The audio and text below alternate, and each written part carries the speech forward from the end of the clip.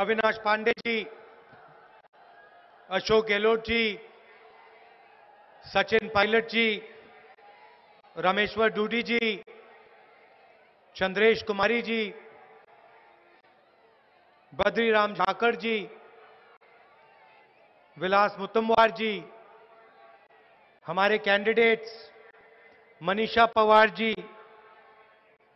Professor Ayub जी, दिव्या मदेरना जी, हीरालाल मेघवाल जी, कृष्णराम बिश्नोई जी, दिलीप चौधरी जी, भनवर बलाई जी, महावीर राजपुरोहित जी, महेंद्र बिश्नोई जी,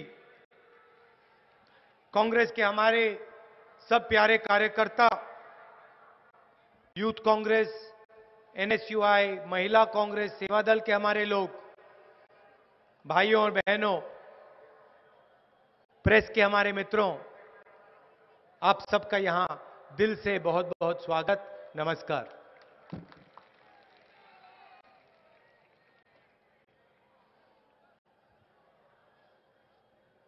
राजस्थान में, छत्तीसगढ़, मध्य प्रदेश, तेलंगाना, मिजोरम में चुनाव है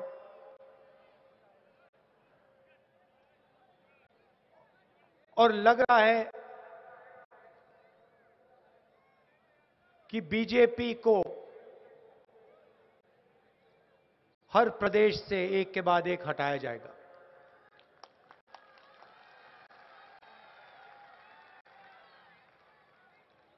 कांग्रेस पार्टी ने जरूर संघर्ष किया, जनता की बातें उठाई, नोटबंदी के खिलाफ, गब्बर सिंह टैक्स के खिलाफ,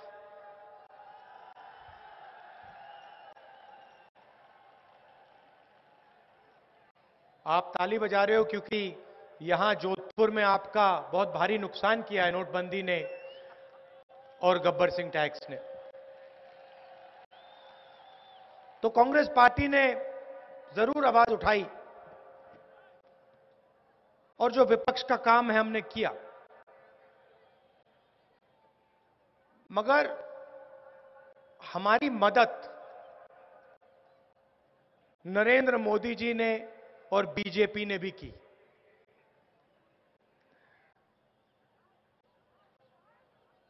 चुनाव जीतने के बाद प्रधानमंत्री जी में, राजस्थान के चीफ मिनिस्टर में, बीजेपी के बाकी नेताओं में घमंड पैदा हो गया और वो सोचने लगे कि जनता की बात सुनने की कोई जरूरत नहीं। प्रधानमंत्री ने इस साल 15 अगस्त भाषण किया, लाल किले से भाषण किया, मैं सुन रहा था।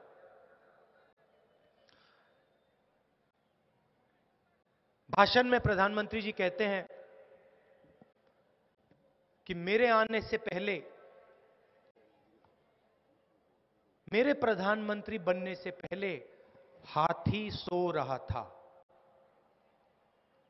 मतलब मेरे आने से पहले हिंदुस्तान सोया हुआ था। अपमान किसका किया? हिंदुस्तान के किसानों का, युवाओं का, ये जो माताएं बहनें आई हैं इनका, खेत में जो काम करते हैं उनका।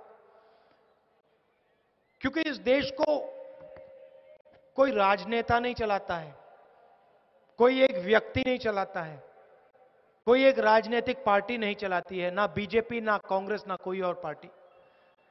अगर यह देश यहां तक पहुंचा है, अगर ओबामा अमेरिका का राष्ट्रपति कह सकता है कि हां, अमेरिका का मुकाबला सिर्फ चाइना और हिंदुस्तान कर सकते हैं, तो उसका एक ही कारण है, हिंदुस्तान की जनता। ये हिंदुस्तान में जो भी हुआ है वो हिंदुस्तान के किसानों ने, मजदूरों ने, छोटे दुकानदारों ने, माताएं बहनों ने किया है। और जब हमारा प्रधानमंत्री लाल किले से कहता है कि ये देश मेरे आने से पहले सो रहा था, तो आपके माता पिता, आपके दादा दादी, नाना नानी का अपमान करता है। वो इस देश के हर किसान का अपमान करता है। वो इस देश के हर युवा के सपनों का अपमान करता है। और घमंड के कारण बीजेपी ने सरकार ठीक से नहीं चलाई। दो तीन उदाहरण आपको देना चाहता हूं। प्रधानमंत्री ने कहा था, हर भाषण में कहते थे, किसान का कर्जा माफ, किसान को सही दाम, 2 करोड़ युवाओं को हर साल रोजगार,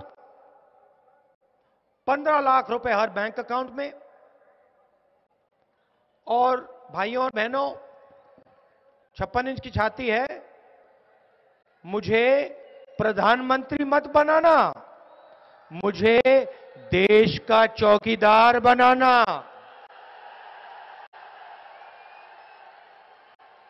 हर भाषण में एक के बाद एक, एक के बाद एक, एक के बाद एक, ये 4 चीजें प्रधानमंत्री कहते थे। अब राजस्थान में चुनाव हो रहा है, मध्य प्रदेश में, उनके भाषण सुनिए, उनके भाषण सुनिए। ना रोजगार की बात करते हैं, ना किसान की बात करते हैं, ना कर्जा माफी की बात करते हैं। 15 लाख भूल जाओ। और चौकीदारी के बारे में मैं आपको समझाता हूं, थोड़े 5-10 मिनट में आपको मोदी जी की चौकीदारी समझाऊंगा राफेल मामले में। तो बोलने को कुछ नहीं बचा। अब आते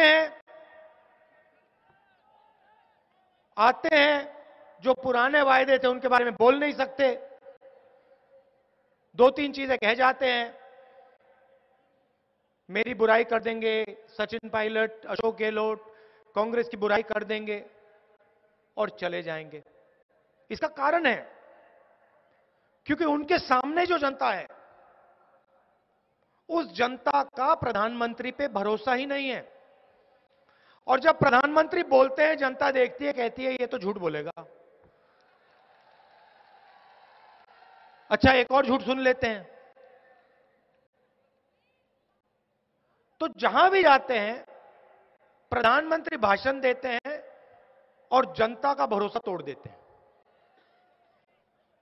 और फिर उनमें गुस्सा आता है, नफरत, गुस्सा पैदा होता है कि हो क्या रहा है, और फिर उल्टी सीधी बात करते हैं। आप हमारे भाषण सुनो, सचिन पायलट अभी बोल रहे थे, अशोक गहलोत बोल रहे थे,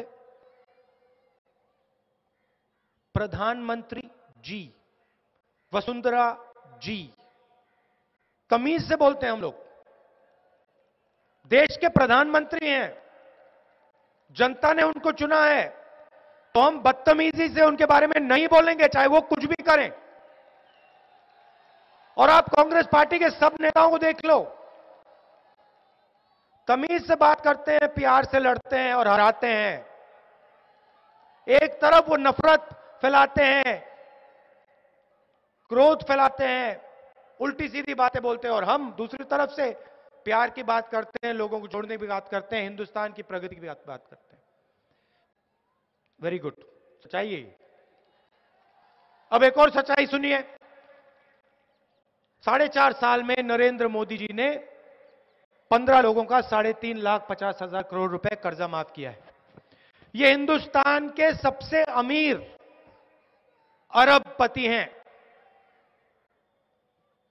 इन सब ने लाखों करोड़ रुपए हिंदुस्तान के बैंक का ले रखा है और वापस नहीं देना चाहते हैं। इनमें से आपने नाम सुने होंगे, अनिल अंबानी, मेहुल चोकसी, नीरव मोदी, ये सब नाम आपने सुने होंगे। ऐसे लोग हैं जिन्होंने करोड़ों, लाखों करोड़ों रुपए आपका पैसा बैंक से लिया है और वापस नहीं देते हैं। भाइयों और बहनों, 12 लाख करोड़ रुपया इन लोगों ने हिंदुस्तान के पब्लिक सेक्टर बैंक से ले रखा है, वापस नहीं देते हैं। 12 लाख करोड़ रुपए का 3.5 लाख करोड़ नरेंद्र मोदी जी ने स्वयं माफ किया है और आस्ते आस्ते 12 लाख करोड़ कर्जा माफ करने का प्लान है। अब मेरा सिर्फ एक सवाल है और यह सवाल मैंने जाके नरेंद्र मोदी जी से उनके ऑफिस में पूछा। कांग्रेस के कार्यकर्ता कहेंगे राहुल गांधी नरेंद्र मोदी जी के ऑफिस में कैसे पहुंच गया? बताता हूं। एक बार गया हूं और किसान के कर्जा माफी के लिए गया और मैंने प्रधानमंत्री को साफ बोला, मैंने प्रधानमंत्री को यह शब्द बोले, देखिए मोदी जी, आपने लाखों करोड़ रुपया उनका माफ किया है, 15 लोग हैं। हिंदुस्तान में किसान आत्महत्या कर रहा है, बोनस ले लिया आपने, सही दाम का वायदा किया था नहीं देते हो, एमएसपी नहीं बढ़ाते हो। हिंदुस्तान में करोड़ों किसान हैं, अगर आप उन 15 लोगों का कर्जा माफ कर सकते हो तो आपको हिंदुस्तान के करोड़ों किसानों का कर्जा माफ करना पड़ेगा। भाई और बहनों, कोई जवाब नहीं दिया मेरा, चुप हो गए, घूर के मुझे ऐसे देखा, घूर के देखा ऐसे, ये कौन आ गया मेरे ऑफिस में? हिंदुस्तान के प्रधानमंत्री को, नरेंद्र मोदी को इसने सुझाव कैसे दे दिया? ऑफिस में आकर किसान की बात कैसे कर दी? घूर के ऐसे मुझे देखा, मैंने नमस्ते की, मैं चला गया। अब मैं प्रधानमंत्री का राजस्थान में जवाब देना चाहता हूं। सिर्फ मैं नहीं, कांग्रेस पार्टी, सचिन पायलट, अशोक गहलोत, ये जो हमारे नेता सब बैठे हैं, जवाब कैसे देंगे मैं आपको बताता हूं। कांग्रेस पार्टी यहां पे चुनाव जीतने जा रही है। राजस्थान के किसानों, चुनाव के बाद आप 10 तक गिनना, 10 दिन, 1 2 3 4 5 6 7 8 9 10 दिन में नरेंद्र मोदी जी को राजस्थान की सरकार जवाब दे देगी। राजस्थान के हर किसान का कर्जा माफ करके दिखा देंगे। और यही बात मैंने पंजाब में बोली, पंजाब में कर्जा माफ किया। यही बात कर्नाटक में बोली, कर्नाटक में कर्जा माफ किया। और याद रखिए, जब हमारी यूपीए की सरकार थी, 70,000 करोड़ रुपया कर्जा माफ करके हिंदुस्तान के किसानों को दिया था। अब राजस्थान का किसान, आप ये मत सोचिए कि कांग्रेस पार्टी आपको कोई तोहफा दे रही है या आपको कोई गिफ्ट दे रही है, ना, हम आपको न्याय दे रहे हैं। सवाल सिर्फ यह है कि अगर 15 लोगों का कर्जा माफ हो सकता है तो फिर राजस्थान के किसान का कर्जा माफ भी होएगा। अगर मोदी जी 15 सबसे अमीर लोगों का कर्जा माफ नहीं करते तो मैं मान लेता कि भैया ठीक है, आपने उनका नहीं किया तो किसानों का भी मत करो। मगर अगर हिंदुस्तान का प्रधानमंत्री 15 लोगों का 3.5 लाख करोड़ रुपए माफ करता है तो फिर किसान का कर्जा माफ होगा, होगा, होगा। दूसरी बात, हर भाषण में मोदी जी कहते थे 2 करोड़ युवाओं को हर साल नरेंद्र मोदी रोजगार दिलवाएगा। हर साल 2 करोड़ युवाओं को नरेंद्र मोदी जी रोजगार दिलवाएंगे। मैं आपसे पूछना चाहता हूं, यहां पे लाखों युवा खड़े हैं, क्या नरेंद्र मोदी जी ने अपना वायदा पूरा किया?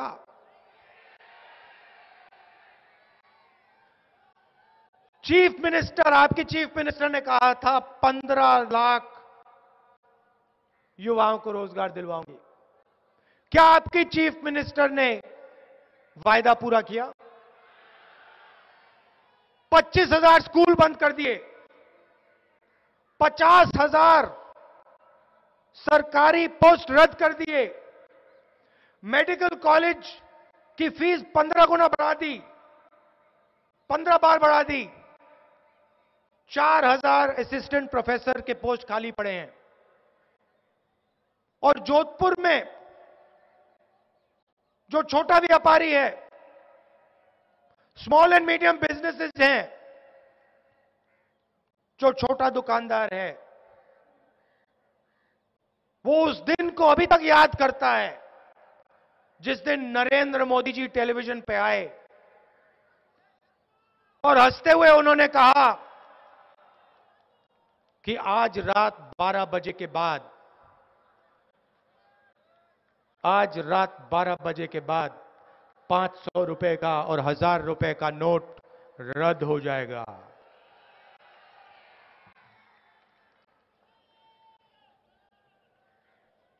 हिंदुस्तान के इनफॉर्मल सेक्टर को खत्म कर दिया नरेंद्र मोदी जी ने, करोड़ों लोगों को नुकसान पहुंचाया, जोधपुर की इंडस्ट्री को खत्म किया और हंसते हुए काले धन के खिलाफ लड़ाई है।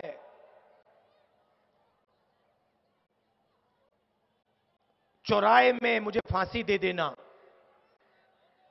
चौराहे में मुझे फांसी दे देना, काले धन के खिलाफ लड़ाई है। देशवासियों एक साथ खड़े हो जाओ, काले धन के खिलाफ लड़ना है।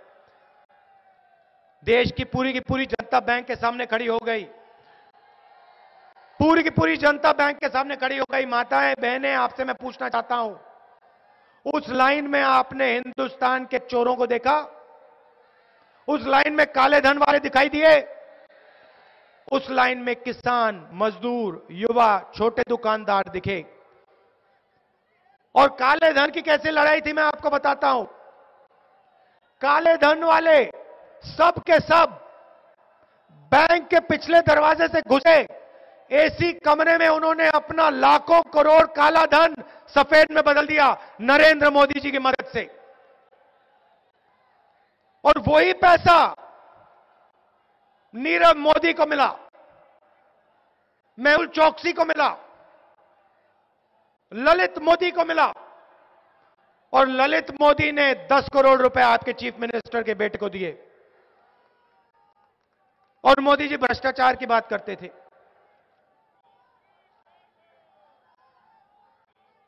और सबसे बड़ा भ्रष्टाचार, ऐतिहासिक भ्रष्टाचार, हिस्टोरिकल भ्रष्टाचार नरेंद्र मोदी जी ने वायुसेना के खिलाफ किया।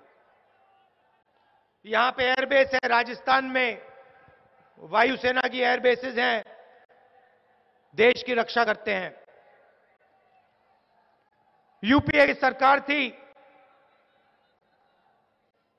वायुसेना के लोग आए, जनरल्स आए, कहते हैं हिंदुस्तान की एयरफोर्स को 126 हवाई जहाजों की जरूरत है। मनमोहन सिंह जी ने कहा, देखिए जो भी जहाज चाहिए आपको ले लीजिए, मगर कम से कम दाम में लेना, और हवाई जहाज हिंदुस्तान में बनेगा। हिंदुस्तान एरोनॉटिकल लिमिटेड सरकारी कंपनी इस हवाई जहाज को बनाएगी। एयरफोर्स के लोगों ने कहा, बात मंजूर। 8 साल एयरफोर्स के लोगों ने काम किया, राफेल हवाई जहाज चुना, फ्रांस का हवाई जहाज है। नेगोशिएशन किया, 526 करोड़ रुपए एक हवाई जहाज का। बात मंजूर हुई। एयरफोर्स के लोगों ने एचएएल के साथ कॉन्ट्रैक्ट फाइनलाइज कर दिया था। नरेंद्र मोदी जी प्रधानमंत्री बनते हैं, उनके साथ पेरिस उनके मित्र अनिल अंबानी जाते हैं। फ्रांस का राष्ट्रपति कहता है कि हमें साफ बता दिया नरेंद्र मोदी ने कि हवाई जहाज हिंदुस्तान में नहीं बनेगा, फ्रांस में बनेगा। 126 हवाई जहाज नहीं खरीदे जाएंगे, 36 खरीदे जाएंगे, और एचएएल हवाई जहाज नहीं बनाएगी। अनिल अंबानी को कॉन्ट्रैक्ट दिया जाएगा। 526 करोड़ रुपए का हवाई जहाज नरेंद्र मोदी जी ने 1600 करोड़ रुपए में खरीदा। मतलब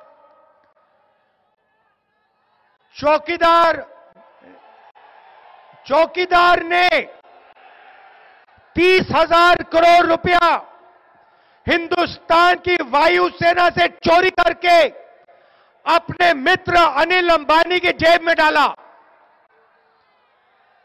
आपका पैसा था, अनिल अंबानी का, नरेंद्र मोदी का नहीं। और जब सीबीआई के डायरेक्टर ने कहा कि मैं इंक्वायरी कराना चाहता हूं, मैं पता लगाना चाहता हूं कि राफेल मामले में किसने चोरी की, किसको फायदा मिला, तो रात के 2 बजे नरेंद्र मोदी जी ने सीबीआई के डायरेक्टर को हटा दिया। भाई और बहनों, जब नरेंद्र मोदी जी कॉन्ट्रैक्ट फ्रांस में साइन कर रहे थे, हिंदुस्तान के रक्षा मंत्री पर्रिकर जी ने कहा, मोदी जी ने मुझसे नहीं पूछा, मुझे नहीं मालूम क्या हो रहा है, मुझे नहीं मालूम हवाई जहाज 526 करोड़ रुपए वाला 1600 करोड़ में कैसे खरीदा जा रहा है। उन्होंने अपने आप को बचा लिया, सफाई दे दी। भाइयों और बहनों, सीबीआई की इंक्वायरी होगी, 2 नाम निकलेंगे। एक तरफ नरेंद्र मोदी और दूसरी तरफ उनके मित्र अनिल अंबानी। दूध का दूध, पानी का पानी हो जाएगा। इसीलिए पहले नारा चलता था, अच्छे दिन जनता कहती थी आएंगे। मोदी जी कहते थे अच्छे दिन जनता कहती थी आएंगे। अब नया नारा चला है, चौकीदार चौकीदार चौकीदार। यह बदलाव भाई और बहनों 4.5 साल में आया है। यह बदलाव इसलिए आया है क्योंकि आपके चीफ मिनिस्टर ने और नरेंद्र मोदी जी ने जो भरोसा आपने उन पे किया था, वो भरोसा तोड़ा है। तो मैं आपको कहना चाहता हूं कि यहां पे आपकी सरकार बनने जा रही है। कांग्रेस पार्टी की सरकार आपकी सरकार होगी। वो सरकार 15-20 उद्योगपतियों की सरकार नहीं होगी। हम 2 हिंदुस्तान नहीं चाहते हैं, हमें एक हिंदुस्तान चाहिए। नरेंद्र मोदी जी ने 2 हिंदुस्तान बना रखे हैं, अमीरों का हिंदुस्तान, प्राइवेट हवाई जहाज वाला हिंदुस्तान, और गरीबों का हिंदुस्तान, किसानों का, मजदूरों का, कमजोर लोगों का, छोटे दुकानदारों का हिंदुस्तान। हमें एक हिंदुस्तान चाहिए। एक झंडा है, एक हिंदुस्तान बनेगा, सबकी यहां सरकार बनेगी। दूसरी बात, आपका जो पैसा है वो आपके लिए इस्तेमाल किया जाएगा। सरकारी स्कूल, सरकारी कॉलेजेस, सरकारी यूनिवर्सिटी, सरकारी अस्पताल। पिछली सरकार में मुफ्त में हमारी दवाई की योजना थी, उस योजना को हम फिर से चालू करेंगे। आपको मुफ्त में दवाई मिलेगी और कम से कम पैसे में आप अपना इलाज करा पाओगे। और युवाओं से मैं कहना चाहता हूं, सबसे बड़ी चुनौती हिंदुस्तान के सामने आपके रोजगार की है। आपने नरेंद्र मोदी जी पे 4.5 साल भरोसा किया, वसुंधरा जी पे आपने 4.5 साल भरोसा किया, वो भरोसा उन्होंने तोड़ा। हमारा चीफ मिनिस्टर 24 घंटे में से 18 घंटे आपको रोजगार देने का काम करेगा। जो पैसा, बैंक का पैसा इन लोगों ने 15 लोगों को दिया है, वही पैसा हम राजस्थान के युवाओं को फैक्ट्री खोलने के लिए, छोटे बिजनेस खोलने के लिए, मिडिल साइज बिजनेस खोलने के लिए देंगे और आप इस प्रदेश को रोजगार देने का काम करोगे। जो सरकारी पोस्ट हैं, चाहे वो टीचर के हों, डॉक्टर के हों, ब्यूरोक्रेसी के हों, उन सब पोस्ट को कांग्रेस पार्टी भरेगी और हम आप सबको एक साथ लेकर इस प्रदेश को प्रगति की पटरी पे डालेंगे, प्रगति पे के रास्ते पे ले जाएंगे। आखिरी बात मैं कांग्रेस पार्टी के कार्यकर्ताओं से कहना चाहता हूं, देखिए आप बब्बर शेर हो, आपको नफरत की कोई जरूरत नहीं है। नफरत फैलाना, देश को तोड़ना, देश को बांटना उनका काम है। हमारा काम, कांग्रेस पार्टी के कार्यकर्ता का काम प्यार, भाईचारा और सबको जोड़ने का काम है। जो भी आप करें, चाहे आप मोदी जी के बारे में बोलें, चाहे आप वसुंधरा राजे जी के बारे में बोलें, प्यार से बोलिए। प्यार से नफरत कटती है, नफरत से नफरत कभी नहीं कट सकती है। हमारा काम भाईचारे का, प्यार का, जोड़ने का है। उनका काम तोड़ने का, नफरत फैलाने का है। जीत सच्चाई की और प्यार की होगी। राजस्थान की जनता, आप सबका बहुत बहुत धन्यवाद। कितने प्यार से आपने मेरी बात सुनी। काफी महीनों से मैं यहां कैंपेनिंग कर रहा हूं और आपने मुझे इतना प्यार दिया है, मैं इसको कभी जिंदगी भर नहीं भूलने वाला हूं। आप ये मान के चलिए कि यहां पे राजस्थान में कांग्रेस पार्टी के नेता हैं, सचिन पायलट, अशोक गहलोत, डूडी जी, बाकी लोग बैठे हैं स्टेज पे, बड़े बड़े नेता हैं। मगर आप ये मत भूलना कि आपका एक सिपाही दिल्ली में आपके लिए खड़ा है, उसका नाम है राहुल गांधी। अगर आपको कोई भी जरूरत हो, मेरा दरवाजा आपके लिए खुला है। दिल से आपका बहुत बहुत धन्यवाद। नमस्कार, जय हिंद। और खासतौर से जो महिलाएं आई हैं, आपका धन्यवाद। आप दूर दूर से आए और मैं चाहता हूं, देखिए इस बार महिलाएं यहां हैं। आस्ते आस्ते मैं चाहता हूं कि 50% कांग्रेस पार्टी की मीटिंग में और 50% स्टेज पे हमारी महिलाएं दिखाई दें। आप सबका बहुत बहुत धन्यवाद। नमस्कार, जय हिंद।